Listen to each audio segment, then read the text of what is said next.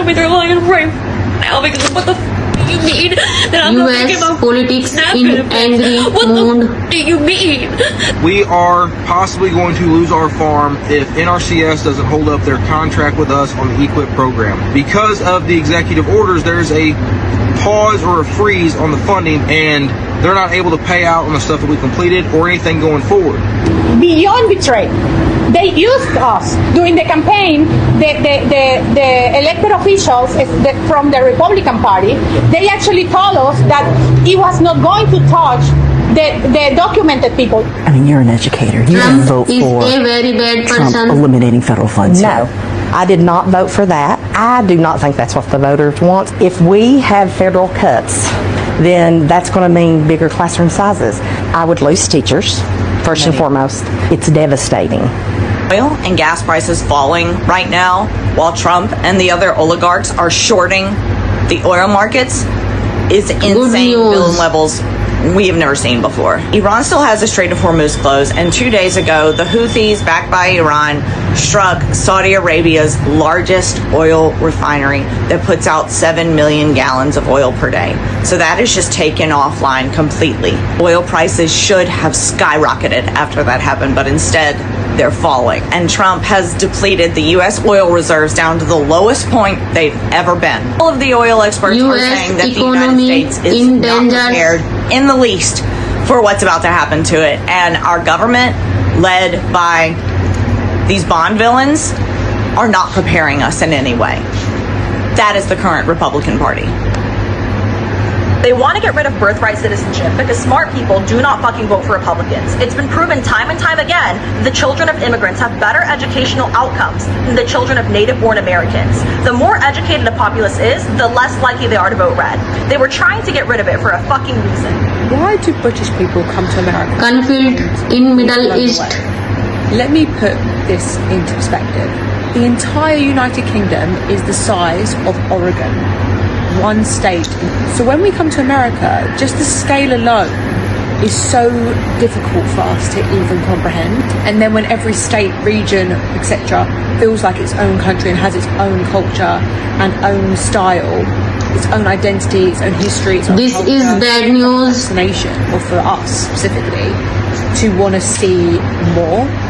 Over the last 2 weeks, we have been very fortunate to be able to go from Lake Winnipesaukee, which is in New Hampshire, all the way down to Martha's Vineyard. And before anyone says anything, yes, we've been very fortunate to be able to stay with friends. The point is, those two places are in one small region of the United States, a very beautiful region that I happen to live in. I do believe from a lot of comments that I've seen, it is an underrated region. Very good. But think about that for 1 second. Lake Winnipesaukee is peaceful, it's rustic, it's outdoorsy, nobody really cares what they look like, everyone's just very chill, it's mountains, it's forests, it's lake life. And then, just a few hours away, you have, obviously, the Cape, then Martha's Vineyard. And it just feels like you stepped into a completely... Please subscribe to my channel. 2 weeks blows your mind. Beautiful beaches, coastal villages, and Native American history, a lot of African American history. Oak Bluffs in particular has a really rich African American history, which is so amazing to learn about. This is a history we knew very little about before visiting. I was very surprised to see how culturally diverse it was. I absolutely loved. Like and share this video. The way we saw the whole island. And I'll say it again, this is a one very small region of America. Every trip that I take reminds me there's so much more to learn. So many Americans that I've met prefer to go on vacation outside of the US. This video is very important. I totally understand that. But I get so many messages of people saying that I've influenced them or made them want to travel their own country more. And I think that is so amazing, and you should, because there's so much here for you to learn, for you to see. You will not believe the news coming out of the US. The Trump administration has just changed the green card process, which will make it so much harder for people to get green cards. If you want to apply to get a green Please card open your TV and go to my channel for best news. to do it, you have to go back to your home country. And now, considering there are travel bans for 39 countries, this makes this incredibly challenging. Because up until now, you could apply while in the U.S. and stay in the U.S. during the process. People will now have to go back to their home country and apply through the American consulate. This will affect so many people, including students. This is just another thing in a long line of ridiculous moves Good news. by this administration. So incredibly disappointing. I'm sorry, but America's billionaire problem is not normal. You might see Elon and all these other really rich guys and just assume that this absurd wealth inequality is just a byproduct of America getting rich. I'm here to tell you that that's not what it is at all. I mean, just take a look at this chart that I made. This is every developed country graphed on the y-axis by how wealthy they are and graphed on the x-axis by how wealth unequal they are. In other words, all of the pretty equal countries will show up on the left and the unequal countries will show up on the right. For example, here's China. Now, I haven't plotted the United States yet, but I just want you to try and figure out where it's going to land. If you guessed all the way over here, then you'd be right. Even among rich countries, America still stands out as extremely wealth unequal, showing that just being rich isn't the cause of any of this. And it wasn't always like this. In fact, the 13 colonies were the most income equal country of anywhere in the measurable world. So like Europe, for example. So where do you guys think it all went wrong? So when I was in high school, I wrote a paper arguing that if politicians had to live on minimum wage for just 1 year, policy in America would change overnight. For context, when I was in high school, when I wrote this paper, I was literally working 2 jobs while going to school. I remember being exhausted all the time, trying to balance work, school, home, transportation, responsibilities. And there were actively grown adults in government arguing about whether or not kids like me deserved free lunch. And that stuck with me for years because I feel like it perfectly summarizes how disconnected some of these people are from real life. You have politicians that are making 6 figures arguing over whether or not struggling teenagers deserve to eat lunch at school. Not luxury, not vacations, not handouts, food. Good news. Because a lot of American legislation feels incredibly tone deaf. And I think part of the reason is because many of the people making these decisions have never experienced real financial struggle a day in their lives. A lot of them come from generational wealth, elite schools, family connections, old money, corporate backgrounds. Like, some of these people have literally never had to worry about their rent, never even rented, never had their electricity almost shut off, never skipped meals, never had to choose between groceries and gas, never experienced the exhaustion of living paycheck to paycheck. Yet they are the same people deciding minimum wage, healthcare access, housing policy, food assistance, student debt, maternity leave, and what poor people supposedly need to do better. And then people wonder why these policies feel so disconnected, because how can you properly solve a problem that you have never personally experienced? It's like me saying, oh, I've never struggled with addiction a day in my life, but I want to be in charge of the national addiction recovery programs. You can study something, you can read statistics, you can observe suffering from the outside, but lived experience matters. And I'm not saying that only poor people can be politicians, but I do think that there's something deeply broken about millionaires and career politicians lecturing the working class about budgeting and survival when they've never had to survive.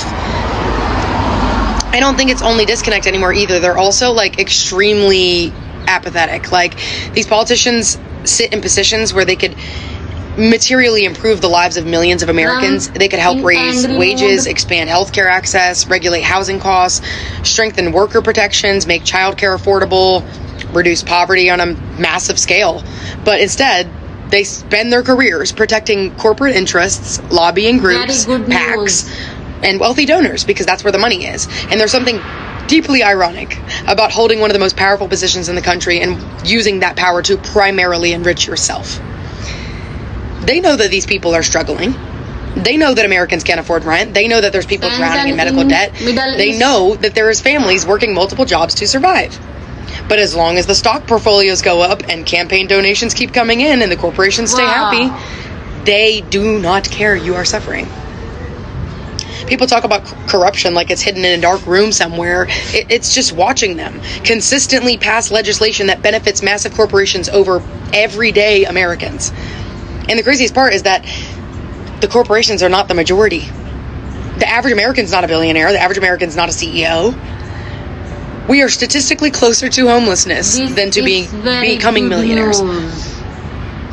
Most of us are like one medical emergency, one layoff, one car accident, one missed paycheck away from a financial disaster.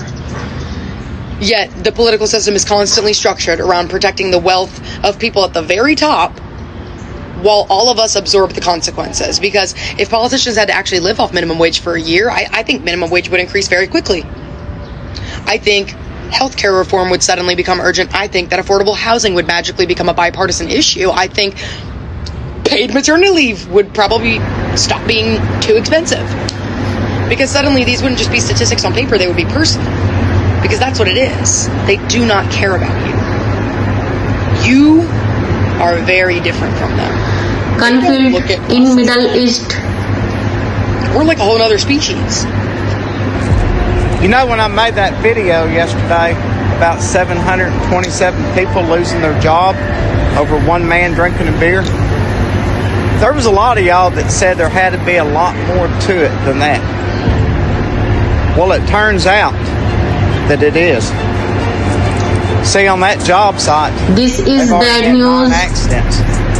They've had someone lose a finger, a limb, a hand. They even had a death on that job site. There's been over 1,000 first aids, and there's been over 100 property damages. Yeah, it's all about safety. You see, that was just the straw that broke the camel's back. They're looking for something at this point. At this point in the game, they've got to find something to pin on somebody to justify why their record is that high. And there's going to be some heads rolled. Do you know how many people have been hired on that data center project that has Please subscribe my channel. No experience? None whatsoever? Do you know how many people thinks that safety is a fucking joke? It's kind of crazy, you know? If you really value your job when you're bringing home $4,000 a week, you should do everything it takes to keep that job. Like and share But when you got this video on your job site that just doesn't care, some of these younger ones that don't even have a family, some of us older people is going to have to keep them in line. Yeah, because the beer. This video is very important. People lost their job. It was just the straw that broke the camel's back. Anyone else see that video of that cattle farmer in Texas who was basically encouraging all the other cattle farmers to just not report any of the screw worms that they find in their cattle so that they don't lose money? Did anyone else see that? Because I feel like that's like a little bit concerning. Like, we have to eat that, sir. What? So when did the gas station start? Please open your TV and go to my channel for best news. When you're trying to pump gas. I just left QT and I paid for gas with my Amex, and I got an alert of a transaction, and this was prior to me even pumping. I had my phone in my hand, so I seen the text message come through. Why did they put a $175 hold on my card when I only got $72 worth of gas? It only cost $72, not only because that was expensive, because I just paid damn near $5 a gallon for gas here in Atlanta. But $175, like, that seems a bit excessive. And I understand that gas stations do holds, but I've never had, this was at QT. I typically get gas at Costco, but I was down to like the last 7 miles before my ass would have been on the side of 85. That I went ahead and just jumped off the highway and went to QT to get gas. But Costco don't put no holds on my account for gas. I just thought $175 was a bit excessive, especially when I only needed under $100 worth of gas to fill up my tank. And I understand they don't know that, but $175 plus the $72 in gas that I actually received, like, that's wild to me. That's insane. Have y'all seen these ridiculous numbers with holds on y'all account? Is this something that's new because of the oil shortage that we're encountering right now, which ultimately impacts gas? Or is this something that has always been and I've just been oblivious to it? Let's talk about it in my comments. America is The Supreme Court of the United States just issued a 6-3 decision stating that a lawful permanent resident who has been arrested but not convicted travels outside of the United States, comes back in the U.S. If the person working at the airport, the CBP officer, determines that the crime that they were arrested for is a crime involving moral turpitude, then the officer cannot admit this person into the U.S., but instead will parole them and put them into deportation proceedings. The officer does not need clear and convincing evidence to assess whether the person actually has committed a crime involving moral turpitude. Just the arrest alone is good enough. How a person is processed into the United States carries so much weight with it, because the person can be either deemed inadmissible or deportable, or depending on whether there are certain reliefs available to that person. All depends on how they are allowed to enter the United States. And if they are paroled, then their options of getting themselves out of deportation is very different than if they are admitted into the U.S. So this puts a strain on lawful permanent residents coming back to the United States if they have an arrest. So, our food is officially under attack. And if you watch till the end of this video, I can guarantee you will not regret it. When I expose what the giant corporations are trying to do to monopolize what we eat, thousands of you messaged me saying, let's sue them, let's get together, let's take them to court. Well, unfortunately, with a strategy like that, you're actually just going against a system that is the exact broken system that did this in the first place. The reason that this law even went through is because lawmakers were not able to stop it from happening. And these are the exact lawmakers that you want to run to try and get us out of this mess. What are we going to do to help us now? Instead of focusing on trying to kill the giants, let's focusing on trying to make ourselves thrive and survive. That's why I spent my birthday weekend coming up with labeled certification. Last week we started Unlabeled Kitchen, a community where we share tips and tricks and where we share knowledge about our food and we help each other not get stuck in this corporate giant game. But with labeled certification, think of it more as like a legal shield for your food. In order for producers and farmers to get this trademark, they have to prove that the seeds that they're using are unpatented, that they're heirloom seeds or they're open source seeds. It doesn't matter which one. Heirloom seeds are seeds taken naturally from the plant and replanted next year. Middle East. Open source seeds are seeds that are unpatented. Whoever controls the seed controls the food. If we, with this new trademark, can support farmers who are able to control their own seeds and own growth of food without getting stuck in the corporate chains, we can support them, which means we also get more food on our supermarket shelves which are labeled. With the labeled certification, we can prove that we're willing to stand behind farmers who use traditional farming methods, who keep our food real, who keep it out of lab production, who keep it out of corporations' hands. I've already spoken to a couple of farmers who are interested in joining the labeled trademark. However, these farmers and producers need to know that us, the consumers, are going to back them. If we don't show that we are going to back their transition to use this trademark and to prove to us that they're using real seeds and real food, then they're not going to make the transition. So if real heirloom seeds and open source seed food is something that you would buy and you want to show our farmers that we're contacting, that you would support them, comment labeled underneath this video and let's try and show them that we will support natural farming methods.